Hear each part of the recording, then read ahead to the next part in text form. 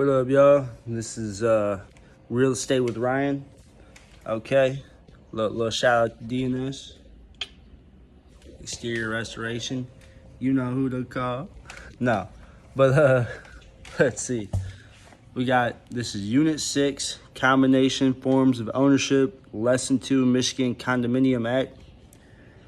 All right, we got Michigan Condominium Act regulations for condominium conversion. Okay. Now let's start with how the Michigan Condominium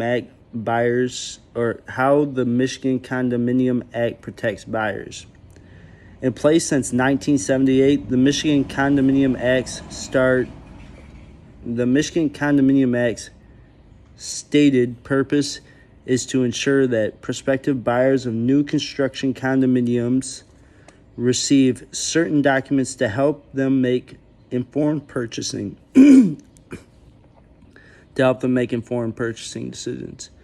It also guarantees buyers are given a sufficient time to review those documents before being bound by a purchase agreement. The Act provides protection to tenants in conversion situations as well. This Act regulates condominium units, including those used as timeshares, where buyers purchase specific time intervals to occupy the unit, and conversion of residential buildings to condos with 6 or more units.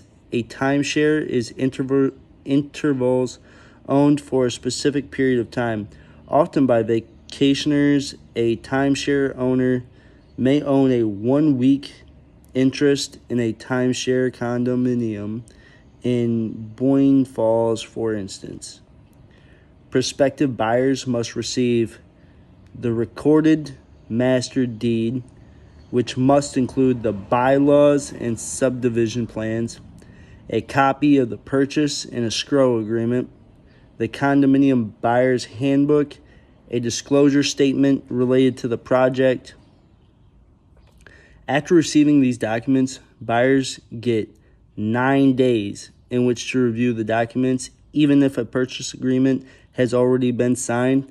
If a buyer doesn't approve of the document, the buyer may terminate and receive a refund of any deposit. Timeshare condominiums are also covered by this act. A timeshare interval ownership for a specific period of time, often used by vacationers. A timeshare owner may own a 1-week interest in a timeshare condominium in Maui, for instance.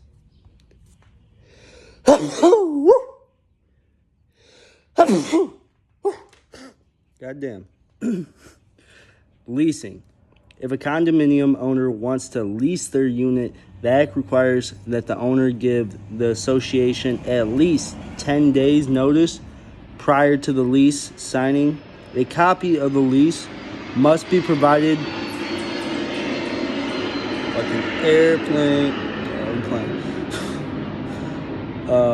A copy of the lease must be provided to the associate who will review it for compliance with the condo's documents.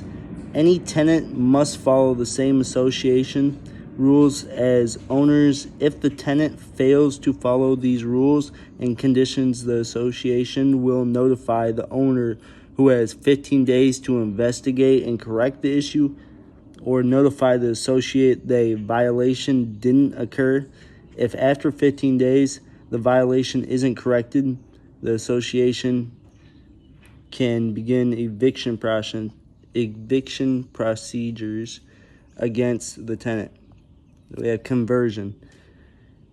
If an apartment building with 6 or more units will be converted to condominiums, the developer must provide certain information. In the case of a condo conversion, existing tenants must be notified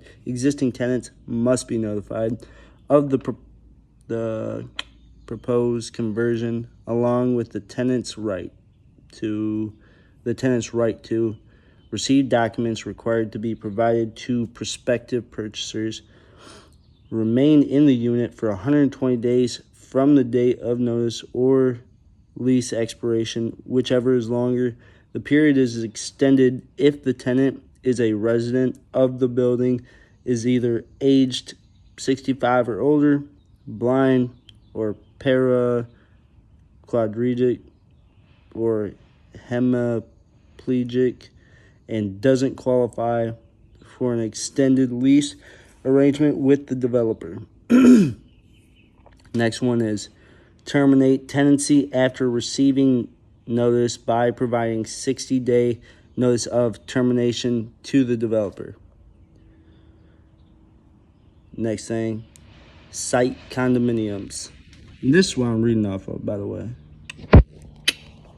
Site condominiums. Site condominiums, those with at least 2 units are undeveloped developments.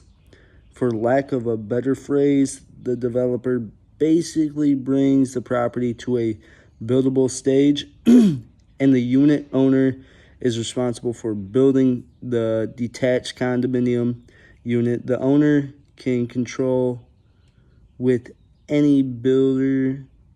The owner can contract with any builder to construct the unit within the scope outlined in the developer's master plan, because the developer doesn't have to take the units through to completion.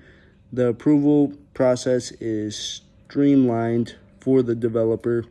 Licensees are cautioned not to call these types of developments subdivisions, because those are a separate type of property with strict approval processes.